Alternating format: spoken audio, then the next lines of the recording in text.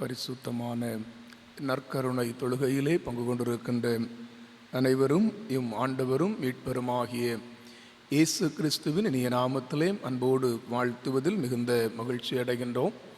நாம் இணைந்து ஆண்டவரை தொழுவோம். அல்லேலூயா. கர்த்தருக்கு புதுப்பாட்டை பாடுங்கள். பரிசுத்தவான்களின் சபையிலே அவருடைய துதி விளங்குவதாக. வாலிபரே, கன்னிகைகளே, முதிர் வயதுள்ளவர்களே, பிள்ளைகளே, கர்த்தரை துதியுங்கள். ஜெபம் செய்வோம். அன்பும் அருளும் நிறைந்த எங்கள் நல்ல கடவுளே, ஆசி நிறைந்த மகிழ்வான பரிசுத்த நாளின் காலை பொழுதற்காக நன்றி நிறைந்த உள்ளத்தோடு நாங்கள் உம்மை துதிக்கின்றோம், ஸ்தோத்தரிக்கின்றோம். உம்முடைய பரிசுத்தமான சன்னிதானத்திலே மிகுந்த பயபக்தியோடும் ஜெபத்தோடும் வந்து பணிந்து தொழுது கொள்வதற்குரிய நல்ல பாக்கியத்தை ஒரு முறை கூட எங்கள் வாழ்விலே தந்து எங்களை ஆசீர்வதித்திருக்கிற உம்முடைய அன்புக்காக நன்றி நிறைந்த உள்ளத்தோடு நாங்கள் உம்மை துதிக்கின்றோம், ஸ்தோத்தரிக்கின்றோம். பரிசுத்தமான இந்த ஆராதனையை ஆண்டவர் எங்களுக்கு ஆசீர்வாதமாக்கி தாரும். ஆண்டவருடைய சன்னிதானத்திலே ஜெபத்தோடு உம்மை தொழுது கொள்ளுகின்ற போது எங்கள் உள்ளமெல்லாம் மகிழ்ந்து ஆண்டவருக்குள்ளாய் களி கூறுகின்ற அனுபவத்தை இந்த ஆராதனையின் வழியாய் ஆண்டவர் எங்களுக்கு தருவீராக. உம்மை பாடி மகிமைப்படுத்தவும், உம்முடைய வார்த்தைகளை படித்து தியானம் செய்யவும், எங்களுடைய வேண்டுதல்களை உம்முடைய சமூகத்திலே நாங்கள் வேண்டிக் கொள்ளவும் ஆண்டவர் இந்த நேரத்தை எங்களுக்கு ஆசீர்வாதமாக்கி தாரும். ஆண்டவருடைய சமூகத்திலே ஜெபத்தோடு வந்திருக்கிற நம்முடைய பிள்ளைகள் சமாதானத்தோடு திரும்பி செல்லுகின்ற நல்ல அனுபவத்தை தாரும்.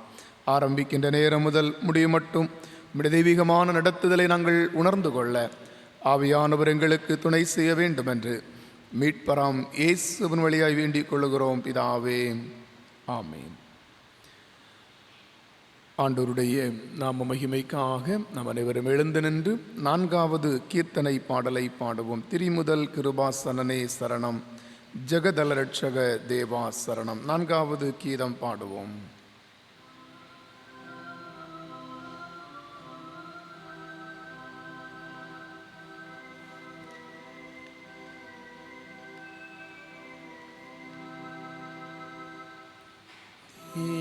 முதல் கிருபாசனனே சரணம், ஜெகதல ரட்சக தேவா சரணம். தீனம்மனுதி கடாட்சி, தீனம்மனுதீனம் சரணம் சர்வேசா. நலம் வளரேக தீரித்துவா சரணம், நமஸ்கரி உம்பர்கள் நாதா சரணம். நம்பினே நீது தருணம், நம்பினேன் தீனம் சரணம் சர்வேசா. ஏகமில் துல்லி பஞானா சரணம், ஏழில் கருணை குருவானாய் சரணம்.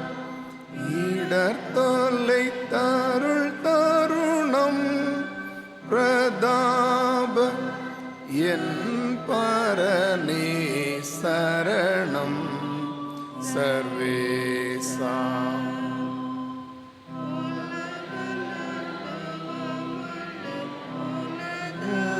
சரணம் ஓ கிருபாசன ஒளியே சரணம், ஒளியருள்வா தருணம் மனுவோ உத்தமனே சரணம் சர்வேசா.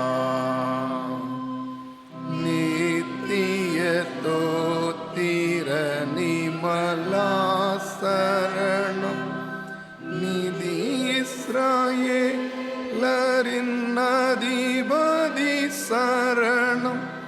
நீதா இது தருணம், கிருபைக்கோ ஆதாரா சரணம் சர்வேசா. பரிசுத்த நற்கருணை ஆராதனை பக்கம் 3 ஆராதனையை தொடருவோம். நின்றவாறே வேண்டுதல் செய்வோமாக. எல்லா இருதயங்களையும், எல்லா விருப்பங்களையும், எல்லா இரகசியங்களையும் அறிந்திருக்கிற சர்வ வல்லமையுள்ள கடவுளே, நாங்கள் தேவரீரிடத்தில் பரிபூரணமாய் அன்பு கூறவும், உமது பரிசுத்த நாமத்தை உத்தமமாய் மகிமைப்படுத்தவும், உமது பரிசுத்த ஆவியின் ஏவுதலால் எங்கள் இருதயத்தின் சிந்தனைகளை சுத்தம் பண்ணியருள எங்கள் கர்த்தராகிய இயேசு கிறிஸ்துவின் மூலமாய் வேண்டிக் கொள்ளுகிறோம். ஆமேன். உன்னதத்தில் இருக்கிற தேவனுக்கு மகிமையும், பூமியிலே சமாதானமும், மனுஷர் மேல் பிரியமும் உண்டாவதாக. கர்த்தராகிய பராபரனே, பரமராஜாவே, சர்வத்துக்கும் வல்ல பிதாவாகிய கடவுளே, உம்மை துதிக்கிறோம், உம்மை புகழுகிறோம், உம்மை வணங்குகிறோம், உம்மை மகிமைப்படுத்துகிறோம். உமது சிறந்த மகிமையின் நிமித்தம் உமக்கு ஸ்தோத்திரம் செலுத்துகிறோம். ஆண்டவராயிருக்கிற ஒரே பேரான குமாரனாகிய இயேசு கிறிஸ்துவே, கர்த்தராகிய பராபரனே, பிதாவின் சுதனே, உலகத்தின் பாவத்தை சுமந்து தீர்க்கிற தேவாட்டுக்குட்டியே, எங்களுக்கு இறங்கும். உலகத்தின் பாவத்தை சுமந்து தீர்க்கிறவரே, எங்கள் ஜெபத்தை ஏற்றுக்கொள்ளும். தேவனாகிய பிதாவின் வலது பாரிசத்தில் வீற்றிருக்கிறவரே, எங்களுக்கு இறங்கும். நீரே பரிசுத்தர், நீரே கர்த்தர். இயேசு கிறிஸ்துவே, தேவரீர் ஒருவரே, பரிசுத்த ஆவியோடே தேவனாகிய பிதாவின் மகிமையிலே உன்னதமானவராயிருக்கிறீர். ஆமேன். பக்கம் 7. நம்முடைய ஆண்டவர் இயேசு கிறிஸ்து சொன்னதாவது: இஸ்ரவேலே கீழ், நம்முடைய தேவனாகிய கர்த்தர் ஒருவரே கர்த்தர். உன் தேவனாகிய கர்த்தரிடத்தில் உன் முழு இருதயத்தோடும், உன் முழு ஆத்துமாவோடும், உன் முழு மனதோடும், உன் முழு பலத்தோடும் அன்பு கூறுவாயாக என்பதே பிரதான கற்பனை. இதற்கு ஒப்பாயிருக்கிற 2ஆம் கற்பனை என்னவென்றால், உன்னிடத்தில் நீ அன்பு கூறுவது போல பிறனிடத்திலும் அன்பு கூறுவாயாக என்பதே.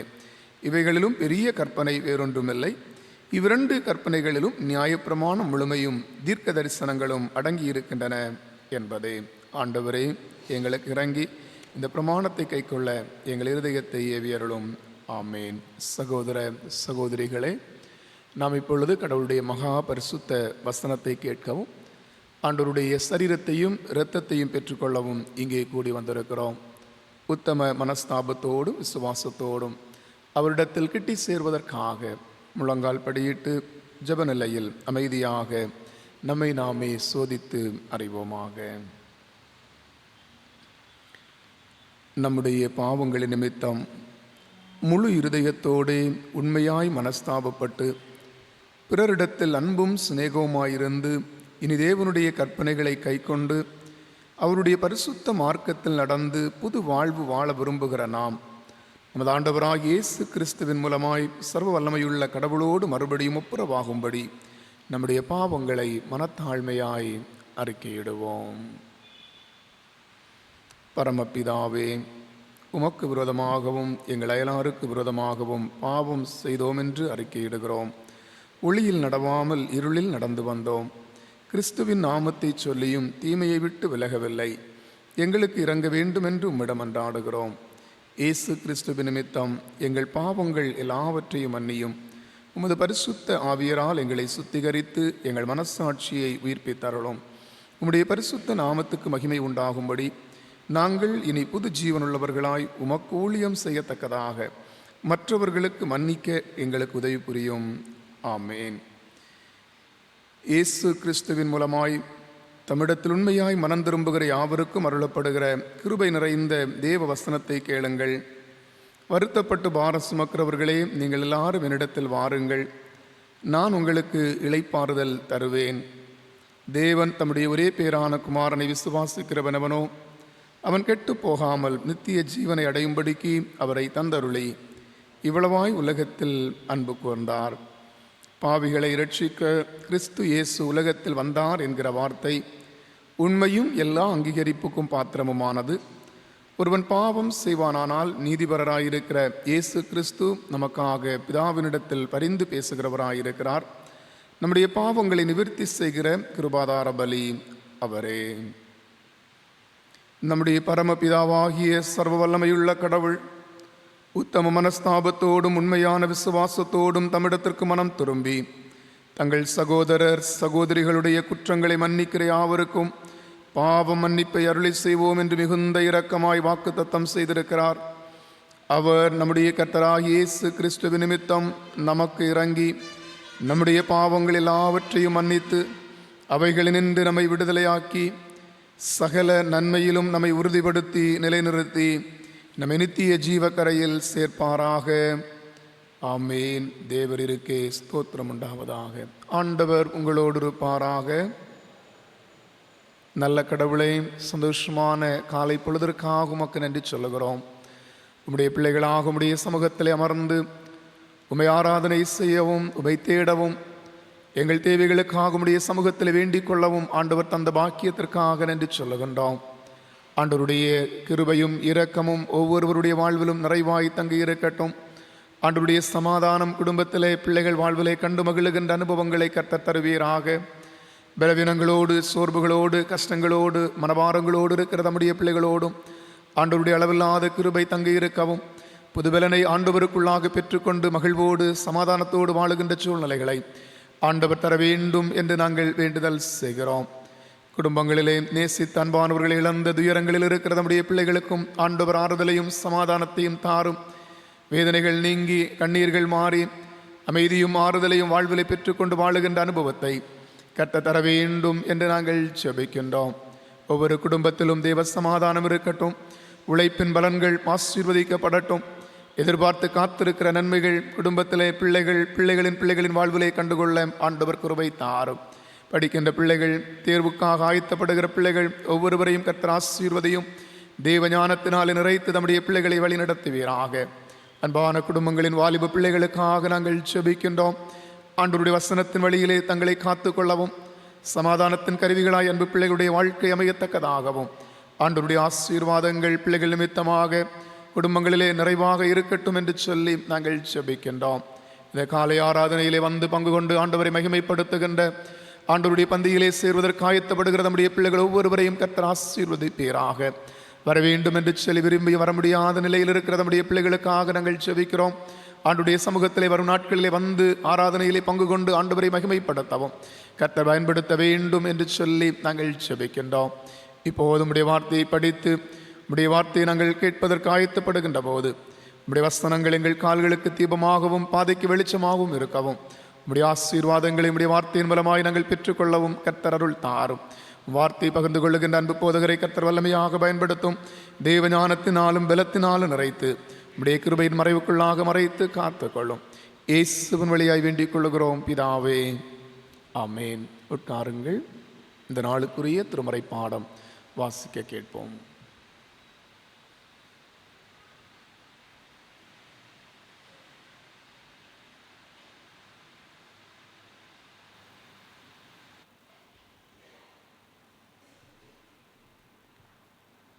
வாசிக்கும்படியாக கொடுக்கப்பட்ட வேத பகுதி 119 சங்கீதம், வசனங்கள் 9 முதல் 16 முடிய. சங்கீதம் 119 9ஆம் வசனம் முதல் 16ஆம் வசனம் முடிய. வாலிபன் தன் வழியை எதனால் சுத்தம் பண்ணுவான்? உமது வசனத்தின்படி தன்னை காத்துக்கொள்கிறதுனால் தானே. என் முழு இருதயத்தோடும் உம்மை தேடுகிறேன். என்னை உமது கற்பனைகளை விட்டு வழி தப்ப விடாதேயும். நான் உமக்கு விரோதமாய் பாவம் செய்யாதபடிக்கு உமது வாக்கை என் இருதயத்தில் வைத்தேன். கர்த்தாவே, நீர் ஸ்தோத்திரிக்கப்பட்டவர். உம்முடைய பிரமாணங்களை எனக்கு போதியும். உம்முடைய வாக்கின் நியாய தீர்ப்புகளை எல்லாம் என் உதடுகளால் விவரித்திருக்கிறேன். திரளான செல்வத்தில் களி கூறுவது போல நான் உமது சாட்சிகளின் வழியில் களி கூறுகிறேன். உமது கட்டளைகளை தியானித்து உமது வழிகளை கண்ணோக்குகிறேன். உமது பிரமாணங்களில் மனமகிழ்ச்சியாக இருக்கிறேன். உமது வசனத்தை மறவேன். வாசிக்கும்படியாக கொடுக்கப்பட்ட வேத பகுதி வாசித்து முடிந்தது. தேவனுக்கே மகிமை உண்டாவதாக. தலைகளை தாழ்த்தி ஜெபிப்போம். எங்கள் கன்மலையும் மீட்பருமாகிய கர்த்தாவே, அடியேன் வாயின் வார்த்தைகளும் எங்கள் எல்லாருடைய இருதயத்தின் சிந்தனைகளும் உம்முடைய சமூகத்தில் உகந்தவைகளாய் இருப்பதாக சுவாமி. ஆமீன். தந்தையாகிய கடவுளாலும் ஆண்டவராகிய இயேசு கிறிஸ்துவினாலும் உங்களுக்கு கிருபையும் சமாதானமும் உண்டாவதாக.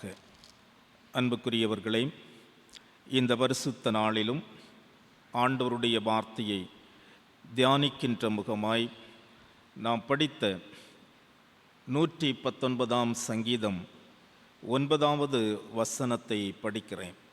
வாலிபன் தன் வழியை எதினால் சுத்தம் பண்ணுவான், உமது வசனத்தின்படி தன்னை காத்து கொள்ளுகிறதினால் தானே. Youth as the instrument of peace, அமைதியின் கருவியாய் இளையோர் என்ற சிந்தனை இன்றைக்கு நமக்கு தரப்பட்டிருக்கின்றது. அமைதியின் கருவியாய் இளையோர். ஸ்வீடன் நாட்டு விஞ்ஞானி ஆல்பர்ட் நோபல் வேதியியல் பொறியியல் துறைகளில் சாதனை படைத்த ஒரு மாபெரும் விஞ்ஞானி. தன்னுடைய கடின உழைப்பால் அவர் வெடிமருந்தை கண்டுபிடித்தார். அவர் கண்டுபிடித்த வெடிமருந்தால் இந்த சமூகம் பல நன்மைகளை பெற்றுக்கொண்டது. 150க்கு மேலான கண்டுபிடிப்புகள் அவர் கண்டுபிடித்தாலும் இந்த வெடிமருந்தை கண்டுபிடித்ததிலே இந்த ஆல்பர்ட் நோபல் மிகவும் பிரபலமானார். சுரங்கங்களை தோண்டுவதற்கும் பாறைகளை மலைகளை உடைப்பதற்கும் இந்த மருந்து அதிகமாக பயன்பட்டதாம். ஒரு நாள் அவருடைய சகோதரன் இறந்துவிட்டார். ஆனால் பத்திரிகையில் செய்தி என்ன வந்தது என்று சொன்னால், ஆல்பர்ட் நோபல் இறந்துவிட்டார் என்று அவருடைய புகைப்படத்தை போட்டு அதற்கு கீழாக ஒரு வாசகத்தையும் வைத்தார்கள். மரணத்தின் தூதன் இறந்துவிட்டான் என்ற ஒரு வாசகம். இது தவறுதலாக பத்திரிகையில் வந்த ஒரு செய்திதான். இந்த செய்தியை பார்த்தவுடனே ஆல்பர்ட் நோபல் அவர்கள் மிகவும் வேதனைப்பட்டார்கள். தான் கண்டுபிடித்த இந்த வெடிமருந்தால் மக்கள் மத்தியில் எனக்கு கெட்ட பெயர்தான் இருந்திருக்கிறது. நான் என்னவோ நினைத்தேன், எனக்கு பணம் அதிகமாக வந்து குவிவதினாலே மக்கள் என்னை நல்லவர்களாக எண்ணிக்கொண்டிருக்கிறார்கள் என்று. ஆனால் மக்கள் என்னை நல்லவனாக எண்ணவில்லையே.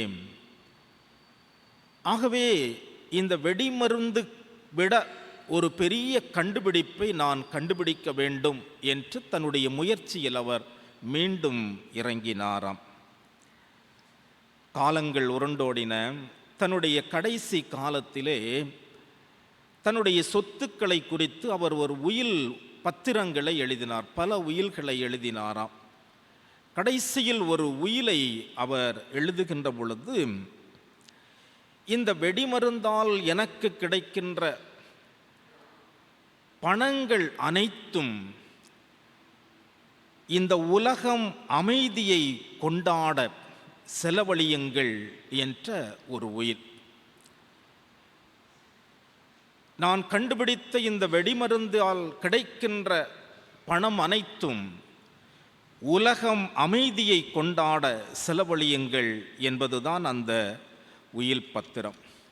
அன்பர்களே, இன்றைக்கும் அமைதிக்காக கொடுக்கப்படுகிற நோபல் பரிசு என்று அழைக்கப்படுகிற இந்த பரிசை வழங்கியவர் இந்த ஸ்வீடன் நாட்டு விஞ்ஞானி ஆல்பர்ட் நோபல் அவர்கள்தான். இப்படி அமைதியின் கருவியாக இந்த சமூகம் அவரை அடையாளப்படுத்தி கொண்டிருக்கிறது. ஆண்டவர் இயேசு கிறிஸ்து பூட்டிய அறைக்குள்ளாக அமைதியற்று கலவரத்தோடு இருந்த சீடர்களிடத்திலே வந்து உங்களுக்கு சமாதானம் அல்லது உங்களுக்கு அமைதி என்று அங்கே அமைதியை உருவாக்குகின்றார். ஆண்டவரிடத்தில் வந்த நோயாளிகளையெல்லாம் ஆண்டவர் குணப்படுத்தி விட்டு சொல்லுகிற வார்த்தை சமாதானத்தோடே போ. இப்படி ஆண்டவர் தம்முடைய மக்களையும் அடியவர்களையும் சமாதானத்தின் பாதையிலே வழிநடத்துகின்றதையும் நாம் திருமறையிலே கண்டு கொள்ளுகின்றோம்.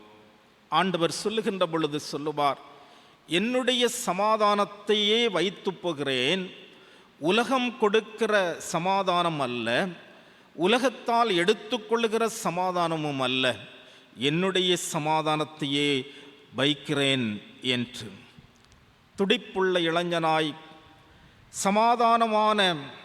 சமாதான கருவியாய் ஆண்டவர் இயேசு கிறிஸ்து எங்கே தன்னை அடையாளப்படுத்துகின்றதையும் நாம் புரிந்து கொள்ளுகிறோம். இன்றைய இளையோர் அமைதியின் கருவியாய் உருவாக ஆண்டவர் அழைப்பு கொடுக்கின்றார். இன்றைக்கு குடும்பங்களாக இருக்கட்டும், சபைகளாக இருக்கட்டும், சமூகமாக இருக்கட்டும், இளையோர்களால் சமாதானம் கெட்டு கிடக்கின்ற குடும்பங்கள் இருக்கிறது, சபைகள் இருக்கிறது, சமூகம் இருக்கிறது. கடந்த வாரத்திலே வடநாட்டிலே நடைபெற்று வருகிற சம்பவங்களை எல்லாம் பார்க்கின்ற பொழுது நாங்கள் ராம ராஜ்யத்தை தொடங்கிவிட்டோம் என்று சொல்லி ஆயுதங்களை கையில் எடுத்து அமைதிக்கு பங்கம் விளைவிக்கின்றவர்கள் இளைஞர்கள்தான். அன்பான ஆண்டவருடைய பிள்ளைகளே, இந்த காலகட்டத்திலே இளையோர் அமைதியின் கருவிகளாக உருவாக வேண்டும் என்று திருச்சபை அழைப்பு கொடுக்கிறது. அமைதியின் கருவிகளாய் விளங்க இளையோரிடத்தில் இருக்க வேண்டிய 3 பண்புகளை இன்றைக்கு நமக்கு கொடுக்கப்பட்ட திருமறை பகுதி சார்ந்து மிக சுருக்கமாக நான் உங்களோடு பகிர்ந்து கொள்ள விளைகின்றேன். திருப்பிக் கொள்ளுங்கள். 1 சாமுவேல் 24ஆம் அதிகாரம் முதல் 13 வசனங்களை நாம் திருப்பி வைத்து கொள்ளுவோம். இந்த பகுதியிலே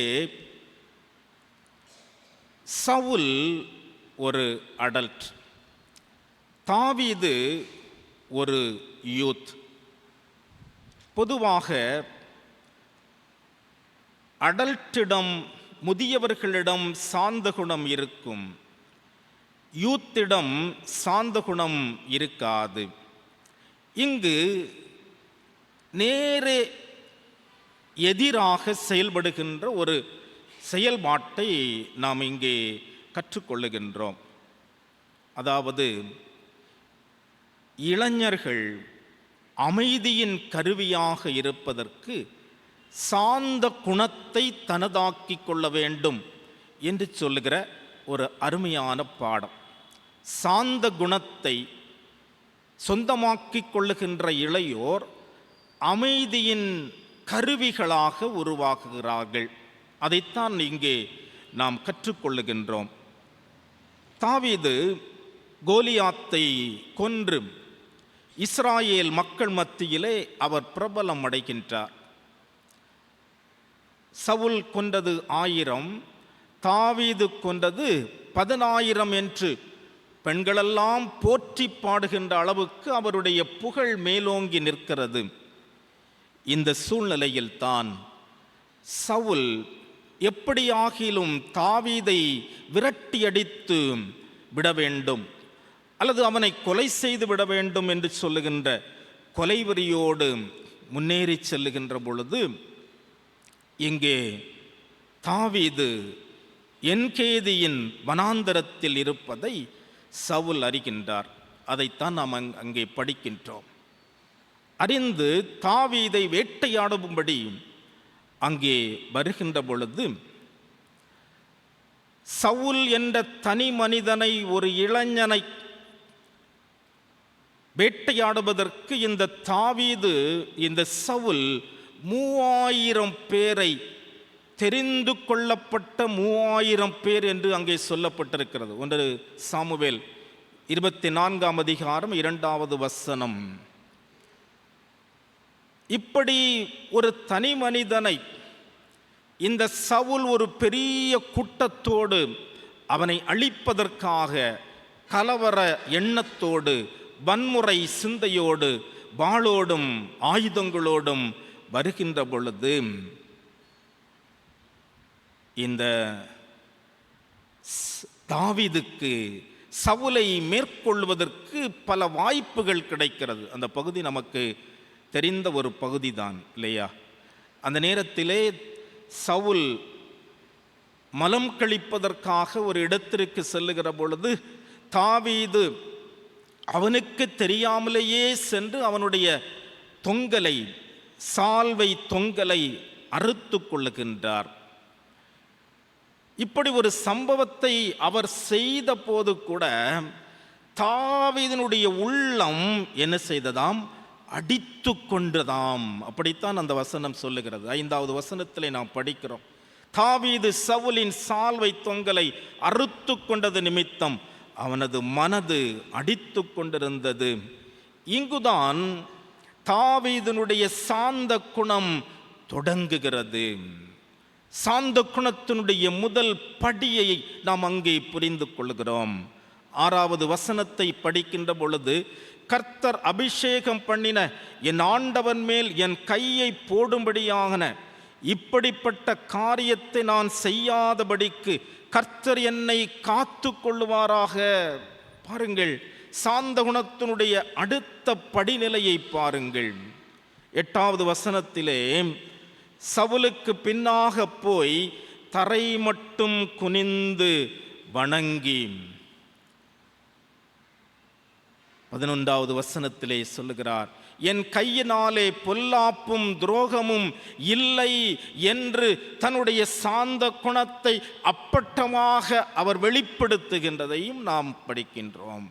அன்பான ஆண்டவருடைய பிள்ளைகளே, கடைசியாக சாந்த குணத்தினுடைய வெளிப்பாடு எப்படி இருக்கிறது பாருங்கள். 14வது வசனத்திலே அவர் சொல்லுகிறார், இஸ்ரவேல் ராஜா யாரை தேட புறப்பட்டார்? ஒரு செத்த நாயையா, ஒரு தெள்ளு பூச்சியையா? நீர் யாரை பின்தொடர்கிறீர்? பாருங்கள், அவருடைய சாந்த குணம் தாவீதை அப்படியாக ஒரு தெள்ளு பூச்சியாக, ஒரு செத்த நாயாக தன்னை தாழ்த்துகின்ற ஒரு நிலைப்பாடு. அன்பான ஆண்டவருடைய பிள்ளைகளே, தாவீது என்கின்ற இளைஞனுடைய சாந்த குணத்தை இப்படி பட்டியலிட்டு கொண்டே இருக்கலாம். இளைஞன் தாவீதின் சாந்த குணம் இன்றைய இளையோருக்கு ஒரு நல்ல முன்மாதிரியை உருவாக்கி வைத்து நிற்கின்றது. இந்த சாந்த குணம் அமைதியின் கருவியாக தாவீதை உருவாக்கியது. அவர் இஸ்ராயேல் மக்களுக்கு, சமஸ்த இஸ்ராயேல் மக்களுக்கு அரசனாக உருவாகுவதற்கு அடித்தளம் இந்த சாந்த குணம். பிலிப்பியர் 4ஆம் அதிகாரம் 5வது வசனத்தை யாராவது படிங்கள். பிலிப்பியர் 4:5.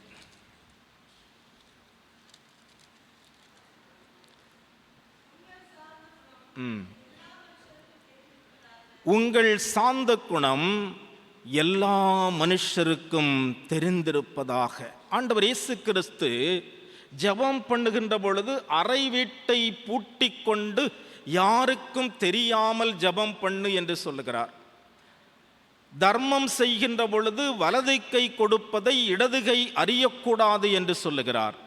ஆனால் இங்கு பவுலார் வழியாக ஆண்டவர் உரைக்கின்ற காரியம், உன்னுடைய சாந்த குணம் எல்லா மனுஷருக்கும் தெரிந்திருக்க கடவது. அன்பான ஆண்டவருடைய பிள்ளைகளே, சாந்த குணத்தை ஒரு மனிதன் தன்னுடைய வாழ்க்கையில் வெளிக்காட்ட வேண்டும். ஜெபிக்கும் போதும் கொடுக்கும் போதும் வெளியில் தெரியாமல் செய்ய வேண்டியவன் இன்றைக்கு இதை மட்டும், சாந்த குணத்தை மட்டும் வெளிக்காட்டாமல் இல்லையா, தம்பட்டம் அடிக்கின்ற ஒரு வெளிவேட ஒரு வாழ்க்கை வாழுகின்ற ஒரு சமூகத்தில் தான் நாம் வைக்கப்பட்டிருக்கின்றோம். ஈசாக்கு பெலிஸ்திய மண்ணிலே துறவை தோண்டிய பொழுது அங்கே வாக்குவாதங்கள் ஏற்படுகின்ற பொழுது ஈசாக்கினுடைய சாந்த குணம் அவரை உயர்த்தியது என்பதை நாம் திருமறையிலே கற்றுக்கொள்ளுகின்றோம். எண்ணாகமம் 12ஆம் அதிகாரம் 3வது வசனத்தை படிப்போம். எண்ணாகமம் 12:3. மோசே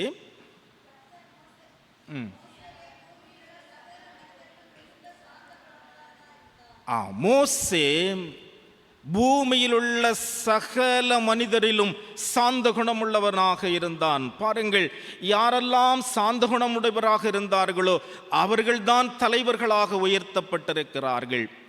தலைமையத்துவத்தினுடைய மிகப்பெரிய அடித்தளம் சாந்த குணம். சாந்த குணம் ஒருவனை சமாதானத்தின் கருவியாக உருவாக்குகிறது. இரண்டாவதாக, ஒரு அமைதியின் கருவியாக ஒருவனை உருவாக்குவது இன்றைக்கு நமக்கு கொடுக்கப்பட்ட 2 கொரிந்தியர் 7ஆம் அதிகாரத்தின் முதல் 11 வசனங்களை நாம் திருப்பி வைத்துக் கொள்ளுவோம். இங்கே பவுலார் நமக்கு கற்றுக் கொடுக்கின்ற சகிப்புத்தன்மை, அமைதியின் கருவியாக இளையோர் உருவாகுவதற்கு, விளங்குவதற்கு சகிப்புத்தன்மை அவசியம். சகிப்புத்தன்மை. பவுலார் கொரிந்தியர்களை சொல்லுகின்ற ஒரு வார்த்தையை பாருங்கள். 2 கொரிந்தியர் 7ஆம் அதிகாரம் 1வது வசனத்திலே, இப்படிப்பட்ட வாக்குத்தத்தங்கள் நமக்கு உண்டாயிருக்கிறபடியினால் பிரியமானவர்களே, அன்பார்ந்தவர்களே என்று உணர்ச்சி பொங்க அழைத்து சொல்லுகின்ற காரியம் என்னவென்று சொன்னால், 4வது வசனத்தை படிக்கின்ற பொழுது, எங்களுக்கு வந்த சகல உபத்திரவத்திலேயும் பரிபூரண சந்தோஷமாயிருக்கிறேன். 5வது வசனத்திலே, எப்பக்கமும் நெருக்கப்பட்டும் நாங்கள் புறம்பே போராட்டங்களும் உள்ளே பயங்களும் இருந்தன, எப்பக்கத்திலும் நாங்கள் சிறுமைப்படவில்லை என்று சொல்லி அங்கே அழகாக தன்னுடைய சகிப்புத்தன்மையை அடையாளப்படுத்துகின்றார். அன்பான ஆண்டவருடைய பிள்ளைகளே, 4வது வசனத்தை நாம் படிக்கின்ற பொழுது அங்கே 3 காரியங்களை அவர் அழுத்தமாக சொல்லுவார். ஒன்று, இந்த உபத்திரவத்திலே நான் மேன்மை பாராட்ட கற்றுக்கொண்டேன், நெருக்கங்களிலே நான் ஆறுதல் அடைகிறேன், இந்த பாடுகளிலே கடினங்களிலே பரிபூரண சந்தோஷம் அடைகிறேன் என்று சொல்லி அழகாக அங்கே தன்னை சகிப்புத்தன்மை உடையவராக அடையாளப்படுத்திக் கொள்ளுகிறார். பவுலாருடைய சகிப்புத்தன்மையினுடைய முழுமையை 2 கொரிந்தியர் 12ஆம் அதிகாரம் 10வது வசனத்தை நாம் படிக்கின்ற பொழுது அங்கே அழகாக சொல்லப்பட்டிருக்கிறது. அந்தபடி நான் பலவீனமாயிருக்கும் போதே பலமுள்ளவனாயிருக்கிறேன். ஆகையால் கிறிஸ்துவின் நிமித்தம் எனக்கு வரும் பலவீனங்களிலும் நிந்தைகளிலும் நெருக்கங்களிலும் துன்பங்களிலும் இடுக்கண்களிலும் நான் பிரியப்படுகிறேன். பாருங்கள், பாடுகளில் வேதனைகளில் அவமானங்களை அவர் பிரியப்படுகின்ற ஒரு சகிப்புத்தன்மை, இதுதான் சமாதான கருவியாக மாற்றுருவாக்கம் செய்வதற்கு உரிய அடித்தளம். அன்பான ஆண்டவருடைய பிள்ளைகளே, யோபு பக்தனுடைய வாழ்க்கையில் இருந்த சகிப்புத்தன்மை நிமித்தமாக யோபு பக்தன் அவனுடைய முன்னிலையை பார்க்கிலும் பின்னிலை இரண்டத்தனையான நன்மைகளை அவருக்கு கொண்டு வந்தது என்பதை நாம் படிக்கின்றோம். யோபு 1ஆம் அதிகாரம் 3வது வசனத்திலே சொல்லப்படுகின்ற 7000 ஆடுகள், 3000 ஒட்டகங்கள், 500 ஏர்மாடுகள், 500 கழுதைகள் என்று பட்டியலெடுப்பதை அதே யோபு 42 அதிகாரம் 12வது வசனத்திலே இங்கு 7000 ஆடுகள், அங்கு 14,000 ஆடுகள், இங்கு 3000 ஒட்டகங்கள், அங்கு 6000 ஒட்டகங்கள், இங்கு 500 ஏர்மாடுகள், அங்கு 1000 ஏர்மாடுகள், இங்கு 500 கழுதைகள், அங்கு 1000 கழுதைகள்.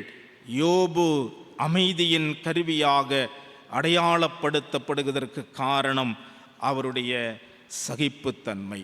அன்பான இளையோர்களே, உங்களுடைய வாழ்க்கையில் சகிப்புத்தன்மை உங்களை உயர்த்துகிறது. உங்களிடத்தில் சகிப்புத்தன்மை என்கின்ற தன்மை அடித்தளமாக இருக்கின்ற பொழுது யோபுவை போல நீங்கள் இரண்டத்தனையாக ஆசீர்வதிக்கப்படுகிறீர்கள். குடும்பங்களிலே சகிப்புத்தன்மைகள் இருக்கிறதா இல்லையா? ஒரு பிள்ளைக்கும் இன்னொரு பிள்ளைக்கும் சற்று வித்தியாசங்கள் ஒரு உடையில் ஏற்பட்டு விட்டால் கூட அதை சகிக்க முடியாத இளையோர்களாகத்தான் இன்றைய இளையோர்கள் இருக்கின்றார்கள். இன்றைய இளையோர்களிடம் சகிப்புத்தன்மை இருக்கிறதா என்பதை கேட்டு பார்க்க வேண்டும். மத்தேயு 5 அதிகாரம் 38 முதல் 41 வசனங்களை படிக்கின்ற பொழுது, தீமையோடு எதிர்த்து நிற்க வேண்டாம், வலது கன்னத்தில் அறைந்தால் இடது கன்னத்தை நீ திருப்பிக் கொடு, உன்னோடு வழக்காடி உன் உடையை எடுத்துக்கொள்ள வேண்டும் என்கிறவனுக்கு உன் அங்கியையும் விட்டுவிடு, ஒருவன் உன்னை 1 மைல் தூரம் வர பலவந்தம் பண்ணினால் அவனோடு 2 மைல் தூரம் போ. இதுதான் சகிப்புத்தன்மை. ஆண்டவர் இயேசு கிறிஸ்து கற்றுக் கொடுக்கின்ற சகிப்புத்தன்மை. ஆகவே தான் ஆண்டவர் இயேசு கிறிஸ்து அமைதியின் அரசராக, சமாதான பிரபுவாக இந்த உலகத்திலே தன்னை அடையாளப்படுத்த முடிந்தது. ஆம், சமாதான கருவிகளாய் விளங்குவதற்கு சகிப்புத்தன்மை அவசியம். மூன்றாவதாக, இறுதியாக, சமாதான கருவிகளாய் விளங்குவதற்கு நாம் அனுப்பப்பட வேண்டும்.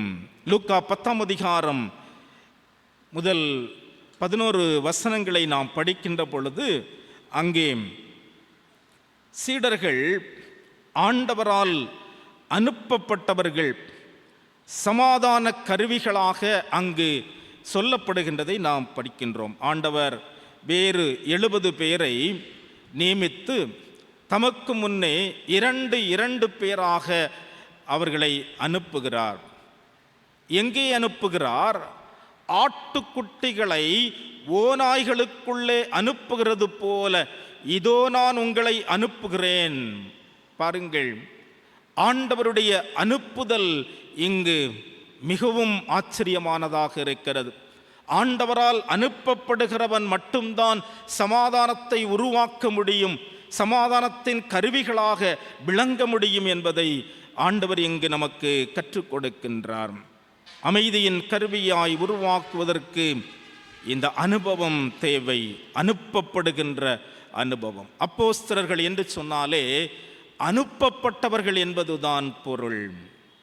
அன்பான ஆண்டவருடைய பிள்ளைகளே, எப்படிப்பட்ட சூழலில் அமைதியை உருவாக்க வேண்டுமாம்? அந்த பகுதியிலே ஆண்டவர் சொல்லுகிறார், இந்த ஓநாய்களுக்குள்ளே நான் அனுப்புகிறேன். பாதுகாப்பற்ற, அங்கே சொல்லுகிறார், நீங்கள் பணப்பையை எடுத்துக்கொள்ளக்கூடாது, பாதரட்சிகளையும் எடுத்துக்கொள்ளக்கூடாது.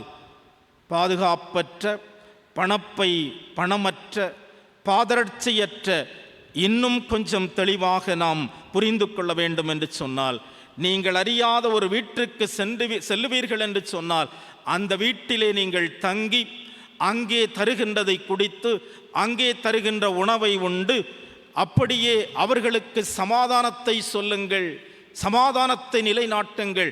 எவ்வளவு ஒரு கடினமான காரியம்! இது யாரால் முடியும் என்று சொன்னால் ஆண்டவரால் அனுப்பப்பட்டவர்களாகத்தான் முடியும். அன்பான ஆண்டவருடைய பிள்ளைகளே, இங்கே நாம் புரிந்து கொள்ளுகின்ற வார்த்தை என்னவென்று சொன்னால், உங்களுடைய விருப்பம் அல்ல, ஆண்டவருடைய விருப்பத்தை நீங்கள் நிறைவேற்றுகின்றவர்களாக இருப்பீர்கள் என்று சொன்னால் சமாதானத்தின் கருவிகள். அதைத்தான் சங்கீதக்காரன் 119ஆம் சங்கீதத்திலே அவர் சொல்லுகிறார், வாலிபன் தன் வழியை எதினால் சுத்தம் பண்ணுவான், உமது வசனத்தின்படி தன்னை காத்துக்கொள்கிறதுனால் தானே. ஆண்டவருடைய வார்த்தையின்படி அனுப்பப்பட்டு ஆண்டவருடைய வார்த்தைக்கு இணங்க செயல்படுகின்ற பொழுது அவன் சமாதானத்தின் கருவியாக தன்னை அடையாளப்படுத்துகின்றான். ஒன்றை சொல்லி நான் முடிக்கின்றேன். ஓவிய போட்டி ஒன்று வைக்கப்பட்டது. அநேகர் மிக திறமையாக தன்னுடைய ஓவியத்தை வரைந்து கொடுத்தார்கள். அமைதியை வெளிப்படுத்தும் ஒரு நோக்கம் அங்கே கொடுக்கப்பட்டது.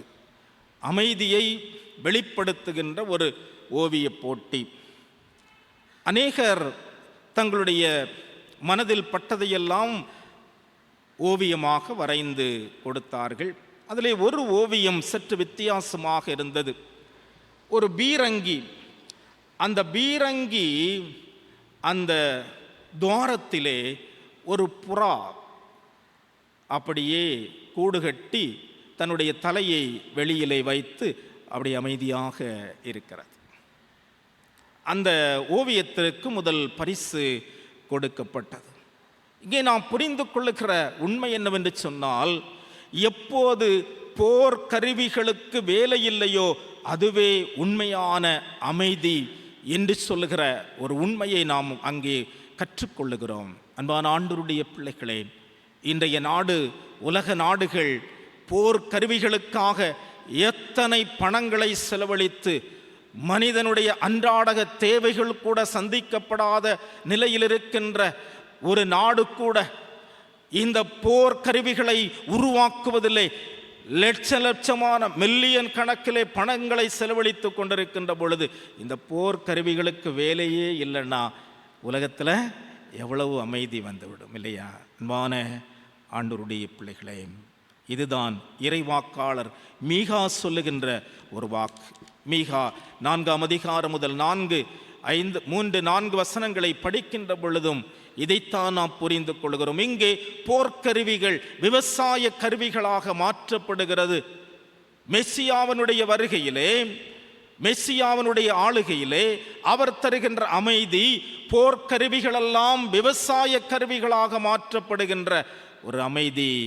இப்படிப்பட்ட ஒரு வாழ்வுக்கு இளையோர் அனுப்பப்பட வேண்டும் என்று சொல்லுகிற அமைதியின் கருவியாய் அனுப்பப்படுகின்றவர்கள்தான் என்று சொல்லுகிற உண்மையை நாம் இங்கே கற்றுக்கொள்ளுகிறோம்.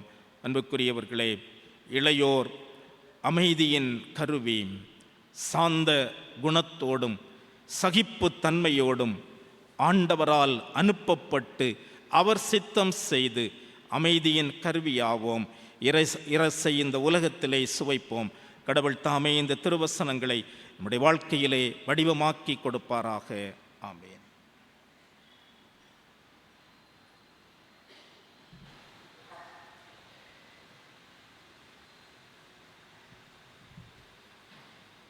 ஆண்டவருடைய வார்த்தையை கேட்ட நாம் அனைவரும் எழுந்து நின்று நம்முடைய விசுவாசத்தை பரிசுத்த நற்கருணை ஆராதனை பக்கம் 11 இருக்கிற நிசையா விசுவாச பிரமாணத்தின் மூலமாக அறிக்கை செய்வோம். வானத்தையும் பூமியையும் காணப்படுகிறதும் காணப்படாததுமான எல்லாவற்றையும் படைத்தவருமாயிருக்கிற சர்வ வல்லமையுள்ள பிதாவாகிய ஒரே கடவுளை விசுவாசிக்கிறேன். ஒரே கர்த்தருமாய் கடவுளுடைய ஒரே பேரான குமாரனுமாயிருக்கிற இயேசு கிறிஸ்துவையும் விசுவாசிக்கிறேன். அவர் சகல உலகங்களும் உண்டாவதற்கு முன்னே தமது பிதாவினாலே ஜெனிப்பிக்கப்பட்டவர், தெய்வத்தில் தெய்வமானவர், ஜோதியில் ஜோதியானவர், மெய்தேவனில் மெய்தேவனானவர், உண்டாக்கப்படாமல் ஜெனிப்பிக்கப்பட்டவர், பிதாவோடே ஒரே தன்மையுடையவர், சகலத்தையும் உண்டாக்கினவர், மனிதராகிய நமக்காகவும் நமக்கு இரட்சிப்பு உண்டாகவும் பரமண்டலத்திலிருந்து இறங்கி பரிசுத்த ஆவியினாலே கன்னி மரியாளிடத்தில் பிறந்து மனுஷனானார். நமக்காக பொந்திய பிலாத்துவின் காலத்தில் சிலுவையில் அறையுண்டு பாடுபட்டு அடக்கம் பண்ணப்பட்டார். வேத வாக்கியங்களின்படி 3ஆம் நாள் உயிர்த்தெழுந்தார். பரமண்டலத்துக்கு ஏறி பிதாவின் வலது பாரிசத்தில் வீற்றிருக்கிறார். உயிருள்ளோரை மரித்தோரின் நியாயம் தீர்க்க மகிமையோடே திரும்ப வருவார். அவருடைய ராஜ்யத்திற்கு முடிவில்லை. கர்த்தருமாய் ஜீவனை கொடுக்கிறவருமாய் பிதாவிலும் குமாரனிலும் நின்று புறப்படுகிறவருமாய் பிதாவோடும் குமாரனோடும் கூட தொழுது ஸ்தோத்தரிக்கப்படுகிறவருமாய் தீர்க்கதரிசிகள் மூலமாக உரைத்தவருமாயிருக்கிற பரிசுத்த ஆவியை விசுவாசிக்கிறேன். ஒரே பரிசுத்த பொதுவான அப்போஸ்தல திருச்சபை உண்டென்று விசுவாசிக்கிறேன். பாவமன்னிப்புக்கென்று நியமிக்கப்பட்ட ஒரே ஞானஸ்நானத்தை அறிக்கையிடுகிறேன். மரித்தோர் உயிர்த்தெழுதலும் மறுமைக்குரிய ஜீவனம் உண்டாகும் என்று காத்திருக்கிறேன். ஆமேன். உட்காருங்கள்.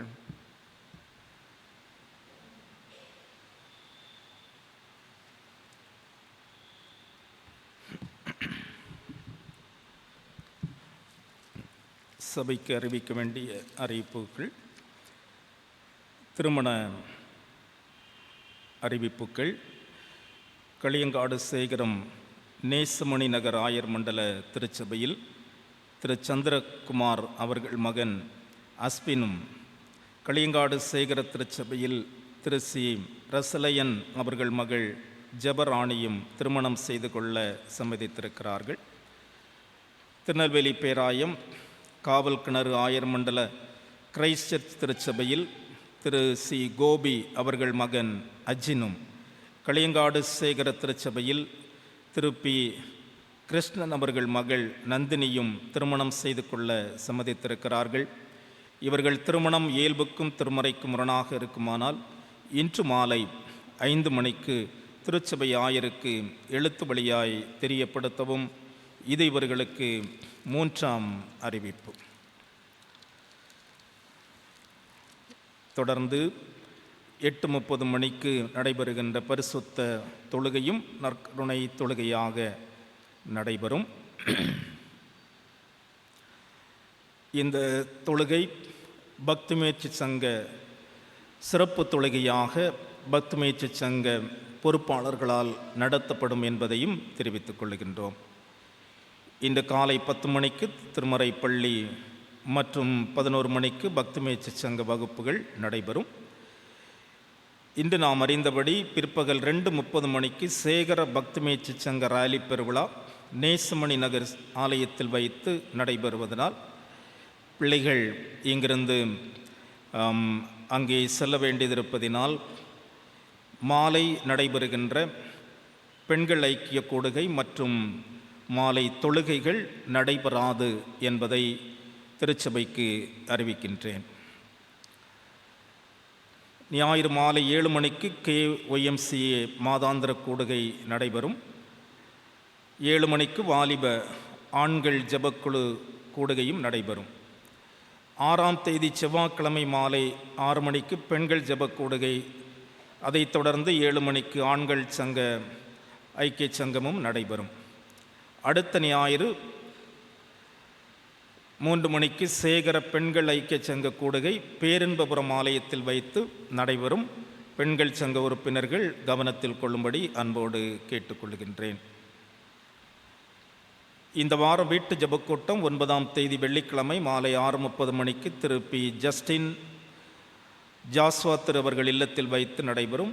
சபையார் இல்ல கூடுகைகளிலும் நீங்கள் உற்சாகமாக கலந்து கொள்ளும்படி அன்போடு கேட்டுக்கொள்கின்றேன். அடுத்த ஞாயிறு முதல் தொழுகை மற்றும் 2ஆம் தொழுகை எளியோர் நல்வாழ்வுத்துறை ஞாயிறாக நடைபெறும். ஆராதனைக்கு பின்பு எளியோர் நல்வாழ்வுத்துறையினர் ஆலய வாசலில் நின்று எளியோர் நல்வாழ்வுத்துறைக்கான காணிக்கைகளை பெற்றுக்கொள்வார்கள். சபையார் அதற்குரிய ஆயத்தத்தோடு வரும்படி அன்போடு கேட்டுக்கொள்கின்றேன். அன்றைக்கு 2 தொழுகைகளிலும் எளியோர் நல்வாழ்வுத்துறை இயக்குனர் அருள் திரு லாரன்ஸ் அவர்கள் ஆண்டவருடைய செய்தியை நமக்கு பகிர்ந்து கொள்வார்கள். கடந்த வாரம் நடைபெற்ற டீக்கன்மார் தேர்தல் சம்பந்தமான பொதுக்குழு கூட்டம் அமைதியுடன் நடைபெற்று மொத்தம் 82 பேர் கலந்து கொண்டார்கள். பொதுக்குழுவில் டீக்கன்மார் தேர்தலை 3/3/2024 ஞாயிறு ஆராதனைக்கு பின்பு காலை 10 மணி முதல் 2 மணி வரை நடத்தவும், தேர்தலை நடத்துவதற்கான உதவியாளர்களை நியமிக்க போதகருக்கு அதிகாரம் வழங்கியும், சபைக்குழு நிதி கணக்குகளை 25/2/2024 அன்று போதகரிடம் ஒப்படைத்தல் போன்ற தீர்மானங்கள் நிறைவேற்றப்பட்டன. போதகர் ஜெபத்துடன் பொது சபை கூட்டம் நிறைவு பெற்றது. சபை பயன்பாட்டிற்காக 15 inch speaker with power monitor ஒன்று காணிக்கையாக திரு எஸ் ஸ்டாலின் தேவராஜ் டீக்கனார் அவர்கள் குடும்பம் வழங்கியிருக்கிறது. சபை சார்பாக அவர்களுக்கு நன்றி தெரிவித்துக் கொள்கிறோம். நமது சேகரத்துக்குட்பட்ட குரமணி திருச்சபையில் வருடாந்திர கன்வென்ஷன் இந்த வாரம் 9ஆம் தேதி முதல் 11ஆம் தேதி வரையிலும் நடைபெறுகிறது. செய்தியாளர் பிரதர் E.A. பால் அனதோத் ஊழியம் இதிலே திருச்சபையின் மக்கள், வசதி உடையவர்கள் கலந்து கொள்ளும்படி உங்களை அன்போடு கேட்டுக்கொள்கிறேன். நமது சபையை சார்ந்த இன்ஜினியர் எம் ஜெஸ்லி ஜான்சன், வயது 45, MS ரோடு, கேசவ திருப்பாபுரம் அவர்கள் 2/2/2024 அன்று கர்த்தருக்குள் நித்திரையடைந்தார்கள் என்ற துயர செய்தியை சபையாருக்கு தெரிவிக்கிறோம். தூரத்தில் இருக்கும் அந்த குடும்பத்திற்கு ஆறுதல் பெற நாம் ஜெபிப்போம். திருமறைப்பள்ளி ஆசிரியராக பணிவிடை செய்ய விரும்புகிறவர்களுக்கான காத்திருப்பு பட்டியலுக்கான விண்ணப்ப படிவம் உடன் போதகரிடம் வாங்கி 7/2/2024 புதன்கிழமை மாலை 7 மணிக்குள் ஒப்படைக்கும்படி கேட்டுக்கொள்ளப்படுகிறீர்கள். 2024-2027 மூவாண்டிற்கான டீக்கன்மார் தேர்தல் வருகின்ற மார்ச் மாதம் 3/3/2024 காலை தொழுகைக்கு பின்பு நடைபெறும். போட்டியிட விரும்பும் வேட்பாளர்கள் நாளை முதல் சபை போதகரிடமிருந்து வேட்புமனுக்கான விண்ணப்பம் மனு பெற்றுக்கொண்டு 17/2/2024 5 மணிக்குள் போதகரிடம் ஒப்படைக்க வேண்டும். பூர்த்தி செய்யப்பட்ட படிவத்தை உரையில் வைத்து ஒட்டப்பட்டு உரையின் மேல் பகுதியில் டீக்கன்மார் தேர்தலுக்கான வேட்புமனு என்று எழுதும்படி கேட்டுக்கொள்கிறேன். வாக்குரிமை உள்ள ஒருவரால் வேட்பாளர் பெயர் முன்மொழியப்பட்டு வாக்குரிமை உள்ள இன்னொருவரால் வழிமொழியப்பட்டும் வேட்பாளர்களின் ஒப்புதலும் பெற்றிருக்க வேண்டும். தகுதியுள்ள ஒருவரால் 12 பேர் வரை முன்மொழியப்படலாம். அப்படி முன்மொழியும் பட்சத்திலே குறைந்தது ஒரு பெண் வேட்பாளராவது கண்டிப்பாக இருத்தல் வேண்டும். தகுதியுடைய வாக்காளர் பட்டியல் ஆலய முகப்பில் இருக்கிறது. ஏதேனும் விடுதல்களோ திருத்தமோ இருந்தால் உரிய சான்றுடன் போதகரை அணுகும்படி அன்போடு கேட்டுக்கொள்கின்றேன்.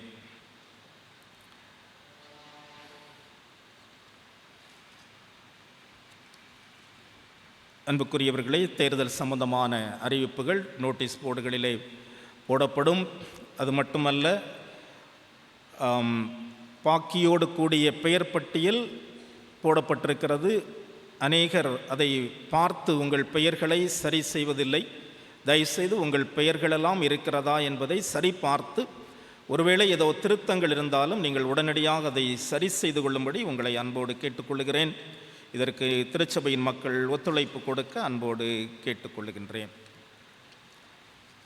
தொடர்ந்து நாம் ஞான பாடல் 250 அன்பின் ரூபி மோட்ச ஆனந்தம் பாரில் ஈய வந்தீரே என்ற பாடலை பாடுவோம்.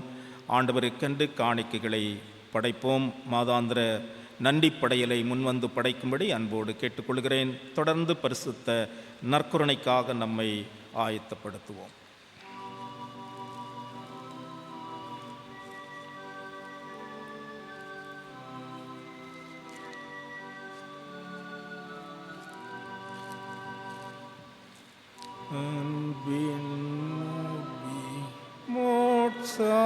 மோட்சானந்தம் பாரில் ஈய வந்தீரே,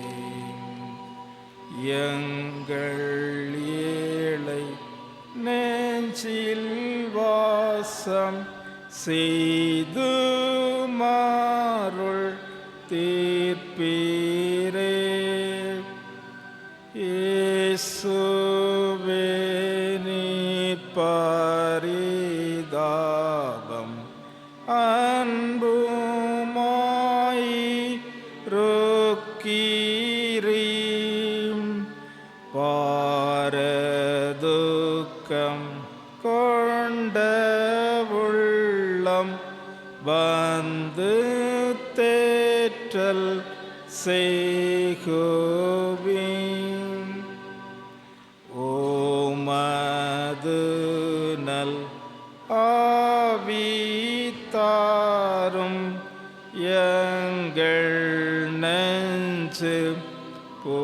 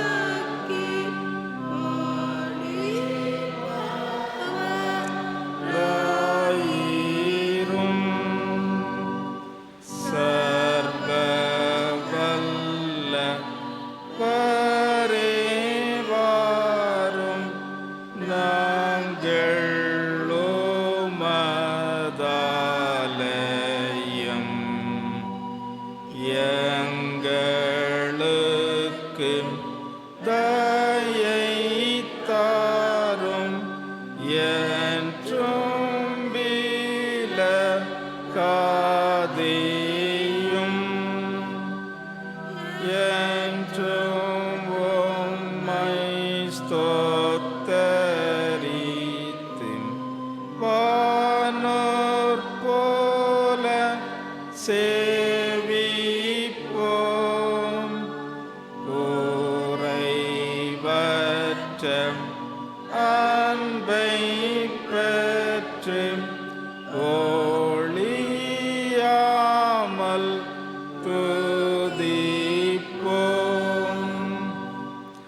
நாங்கள் மோட்ச வீட்டில் சேர்ந்து கரை தீரை என்றியே உந்தன் சாயல் பெற்று வாழ்ந்து தேவ அன்பில் மூழ்கியே எங்கள் கிரீடம் ஓந்தன் பாதம் வைத்து போற்றும் வரைக்கும் நாதாடி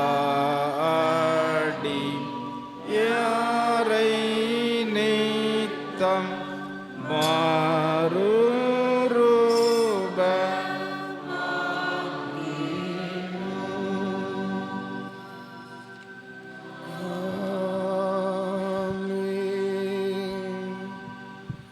பரிசுத்த நற்கருணை ஆராதனை பக்கம் 17.